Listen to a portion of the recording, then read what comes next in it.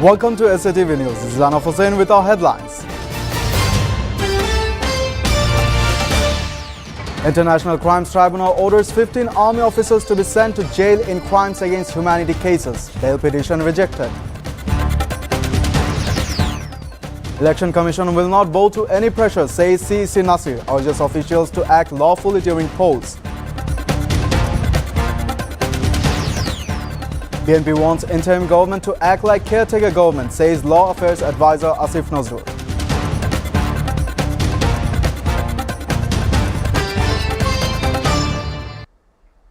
Now, in details. The International Crimes Tribunal today ordered 15 army officers into jail custody after they were shown arrested in 3 separate cases involving allegations of enforced disappearances, killing, and other crimes against humanity said to have sent by committed during the Army League regime. A 3-member bench of ICT-1 headed by Chairman Justice M.D. Ghulam Murtaza Majumdar and comprising Justice M.D. Shafiqul Alam Majumdar and Judge M.D. Mohitul Haq Enam Chaudhary passed the order following a petition hearing. The accused who had been in custody over the allegations were brought to the tribunal under heavy security around 7:15 a.m. Their bail petition were rejected and the court directed they be to send prison. According to the prosecution, 34 individuals including ousted Prime Minister Sheikh Hasina have been named across the 3 cases. One case lists 17 accused, another 13, and the third, 4th, Hasina has been named in 2 of the cases. Of the 25 army officers charged, 15 are now in custody.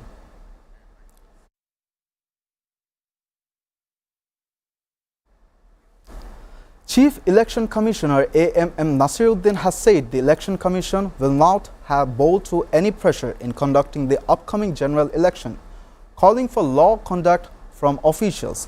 Speaking at the inaugurational session of a training workshop for Upazila Nirbahi officials on election management at the Election Training Institute in Agarga, this morning, Mr. Nasir urged all officials of the field administration to carry out their electoral duties with honesty and integrity. In accordance with the law addressing UNOs, the CEC said the Election Commission will not yield to any under pressure from anyone. He also assured the officials that the Commission would provide all necessary support during the election. 4 election commissioners and the EC secretary were also present at the seat. The CEC directed UNOs to carry out their election duties responsibly and in coordination with relevant agencies. Besides, he emphasized the need for close coordination among law enforcement agencies, presiding officers and monitoring cells to central, district and Upazila levels. Mr. Nasir further asked them to ensure that polling centers are protected before any chaos begins. BNP has called on the current interim government to perform its duty with naturality, similar to the role previously played by a caretaker government, according to the Law, Justice and Parliamentary Affairs Advisor Dr. Asif Nazrul. Speaking to reporters at the Secretariat today, Dr. Nazrul said BNP made his request during a meeting with Chief Advisor Professor Mohammad Yunus the previous evening. They did not demand the reinstatement of a caretaker government. Rather, they asked the present interim administration act naturally. In the spirit of a caretaker setup, he said, they were assured the interim government is already functioning in a natural capacity, he added. Dr. Nazrul further noted that Chief Advisor Yunus has pledged to ensure continued naturality and has taken personal responsibility for overseeing major administrative transfers and other critical decisions. When asked whether the Advisory Council would be reduced during the election period, Dr. Nazrul clarified that no such proposal had been discussed.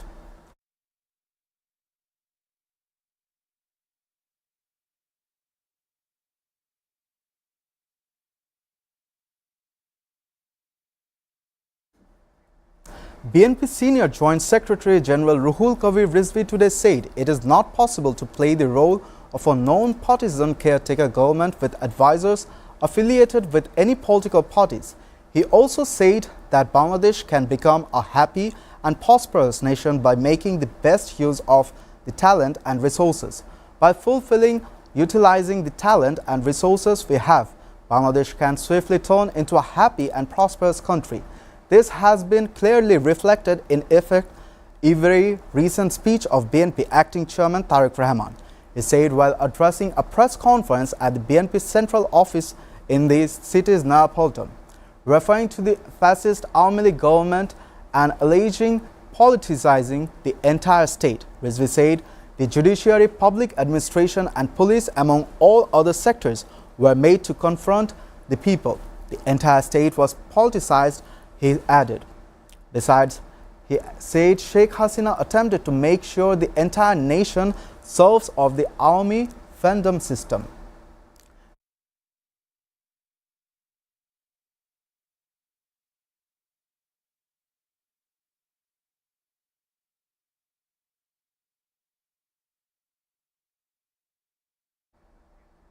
The Bangladesh Customs Agents Association has withdrawn its 4-hour daily work absentation at Chattogram port, briefing relief to the country's busiest seaport after days of labor unrest and operation disruption. The association suspended the program today, a day after it began following the Chattogram Port Authority's CPA decision to suspend the recent increased gate pass fee for customs agents, workers and employees. As the CPA has agreed to suspend the raised gate pass fee, we have decided to withdraw the work absentation programs, he said. The CPA informed us this morning and we immediately instructed our workers to return to duty. He added that discussions on other demands, including the tariff issue, are being handled by the port users. They will announce further programs if needed. For now, our protest has been suspended. He said the gate pass fee for custom agents was increased from Taka 15 to 115 Taka, according to our notice published on 13 October, which was effective from 15 October. The customs agents had launched the work absentation yesterday. Shortly after, transport owners and workers enforced a strike that disrupted container movement to and from the port.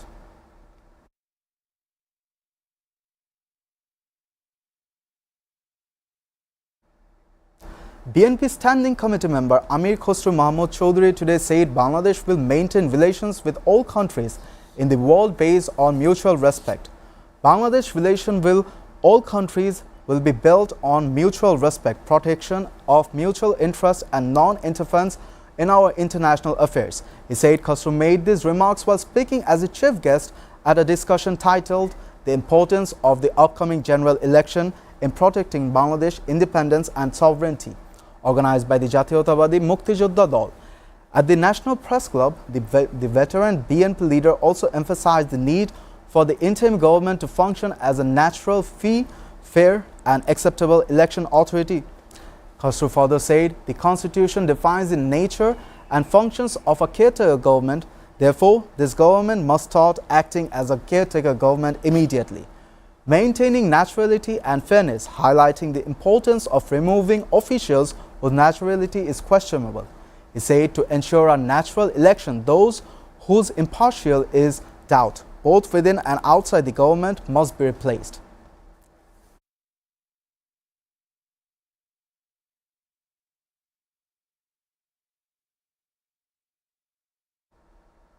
Viewers, we are taking a short break. Stay with us.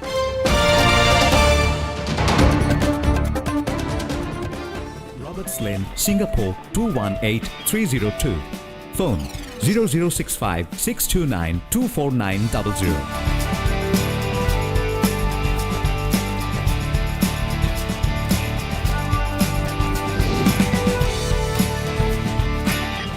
Bangladesh থেকে সিঙ্গাপুরে পণ্য booking এর জন্য যোগাযোগ করুন ঢাকা সহ দেশের যে কোনো ৮০টি শাখা কেন্দ্রে। এসএ পরিবহন পার্সেল এন্ড কুরিয়ার সার্ভিস, আপনার সেবা সব সময়। Welcome, Grand Palace Hotel, Dhaka. A majestic lobby blending timeless elegance with modern design. Experience 5-star comfort in suites and rooms. Sophisticated fine dining restaurant. Crystal clear swimming pool for ultimate relaxation. modern gym and serene spa for well-being.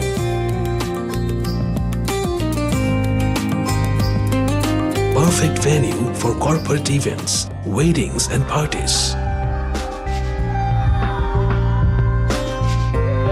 Seamless and secured. Elegant and eye-catching design. Indulge, relax, discover the first 5-star chain hotels. Welcome back. You're watching SATV News. News from abroad. Colombian President Gustavo Petro on Tuesday has called for international support amid what he described as aggression against his country. I call on all the world to help us, Petro stated during a cabinet meeting in Bogota. Because they want to attack us and they are mafia members, and Trump is believing them. The comment comes after the US President Donald Trump called Petro an illegal drug leader on Sunday, which Petro's government described as offensive, marking a new low in fraught relations between the Bogota and Washington. Trump also announced plans to raise tariffs on the South American nation and halt all payments to it. Petro condemned the recent criticism from political figures and the United States, calling the accusations dishonest and slanderous. During the meeting, Petro highlighted the United Nations acknowledgement of errors in its system for ensuring potential cocaine production in the country, which had sparked criticism of Colombia's effort to combat drug trafficking. Petro has also previously objected to the U.S. military strikes against vessels in the Caribbean, which have killed dozens of people and inflamed tensions in the region.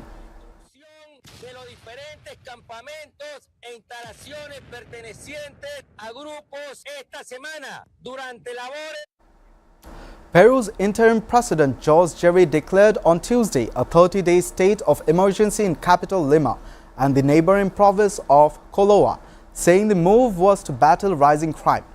The announcement follows protests last week that left one person dead and more than 100 injured.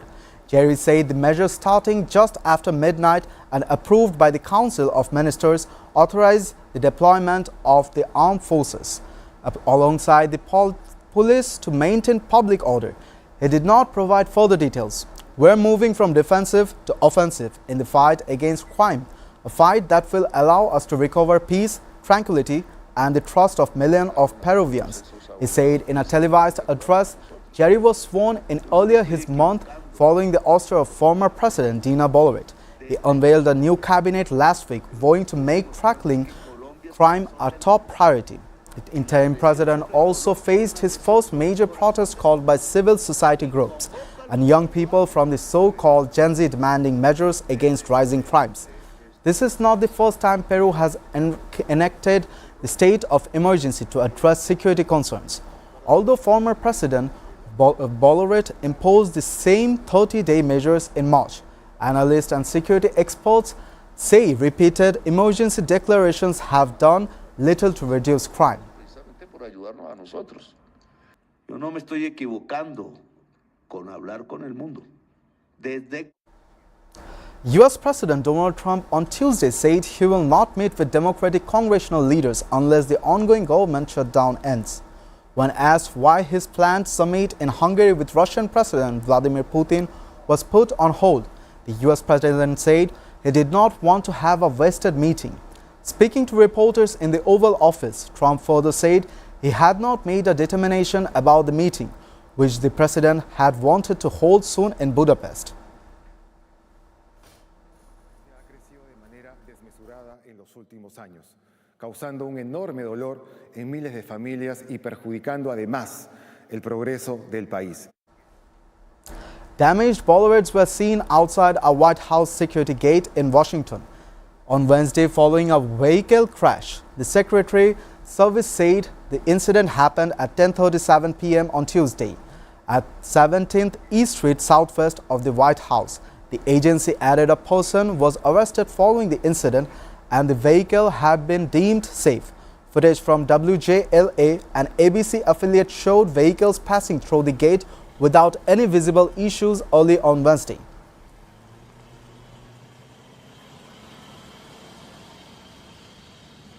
Hey, good morning, guys. Yeah, all of this is is still under investigation in terms of whether there was a motive, was this intentional, was it an accident? Well, let me just...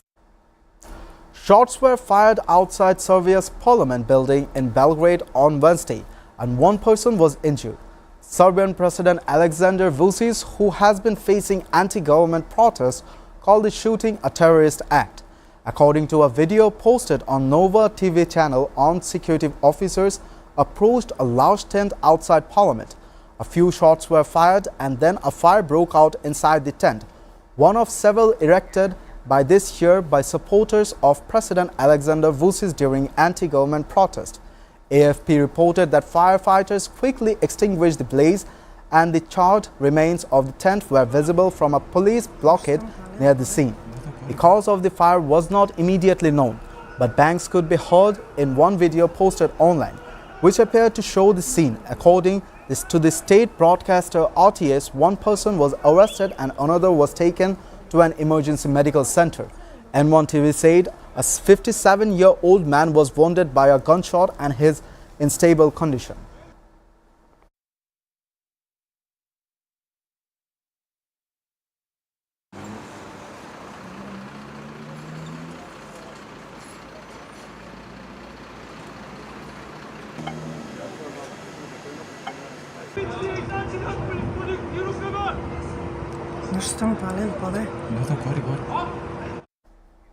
Russian missile and drone attacks in around Ukrainian capital Kyiv. 6 people and officials said on Wednesday. 2 people were killed in Kyiv while 4, including 2 children, died in the aftermath of Russian strike on the surrounding region. Ukraine's emergency service said on Wednesday. Ukrainian officials said the attacks ran through most of the night and early Wednesday, initially with ballistic missiles and subsequent drone strikes. There was no immediate comment after Russia.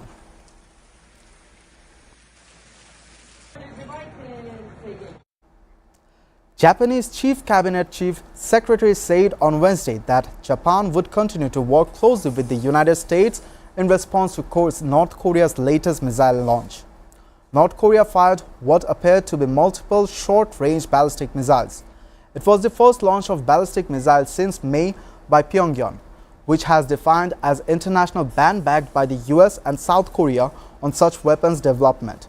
In order to protect the people of Japan, the Takaichi administration would like to continue working closely with the United States and South Korea, doing our utmost to gather the analysis necessary information as well as monitor the situation, said Minoru Kihara during the daily media briefing. 核ミサイル能力を強化していく意思を一貫して示しており、The United Arab Emirates normalized relations with Israel to foster tolerance and change mindsets in the region, UAE Minister of State Lana Nusebi said during a panel at the Reuters Next Gulf Summit in Abu Dhabi on Wednesday. The United Arab Emirates and Bahrain signed the Abraham Accord normalizing relations with Israel in 2020 during US President Trump's first term in the White House, breaking a long-standing taboo to become the first Arab state to recognize Israel in quarter century. Morocco and Sudan followed suit. Meanwhile, Anwar Gargash, the diplomatic advisor to the UAE's president, called for an immediate ceasefire in Sudan.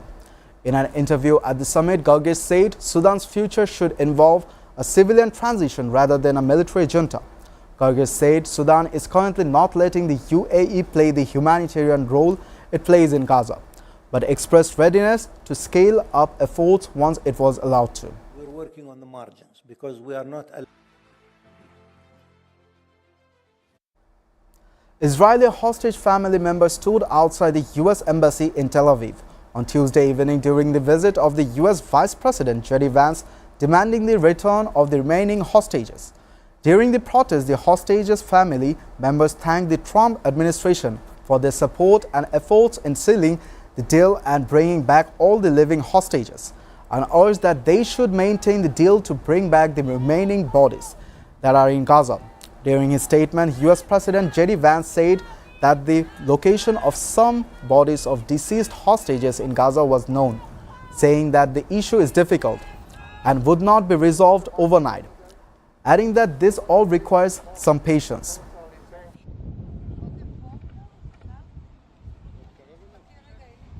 Mr. Vice President, as you well know, the job is not yet done. There are still 15 hostages. A Slovak court ruled on Tuesday that a man who shot and wounded Prime Minister Robert Fico last year was guilty of terrorist charges and handed him a 21-year-old jail. Juras Chintola shot at Fico 5 times from just over 1 meter distance as the Prime Minister greeted people in the central Slovak town of Hanlover in May 2024.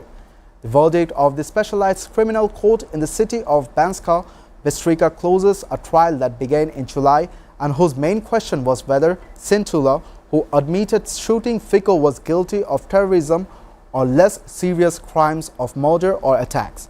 Fico was struck 4 times and was seriously injured in his abdomen and also suffered injuries to his hip, hand and foot.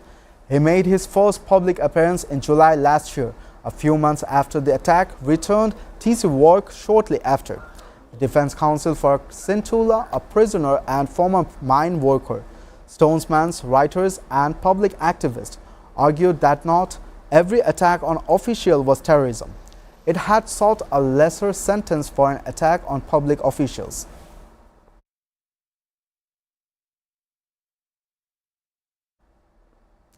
France Culture Minister said on Tuesday the Lavrov security system did not fail despite 4 thieves escaping priceless crown jewels. Sunday's brazen haste has been decried as many as a national humanitarian crisis and sparked security checks across France's multitude of cultural sites. However, Minister Rachida Dati said the museum's security measures worked in response to a question by lawmakers in France's National Assembly, a comment which was met by shouting in the chamber. Dati further added that she had launched an investigation which would provide full transparency and detail on the incident. Les dispositifs de sécurité du musée du Louvre ont fonctionné. Et comme vous le savez, ma question s'adresse à Madame la ministre de la Culture. Contre un dispositif sécuritaire déficient, le 16 septembre, le Muséum d'histoire naturelle, plus grand musée du monde, chef-d'œuvre architectural. Before ending, we go through the headlines again. International Crimes Tribunal orders 15 army officers to be sent to jail in crimes against humanity cases. Bail petition rejected. Election Commission will not bow to any pressure, says CEC Nasir. Urges officials to act lawfully during polls. BNP wants interim government to act like caretaker government, says Law Affairs Advisor Asif Nazrul.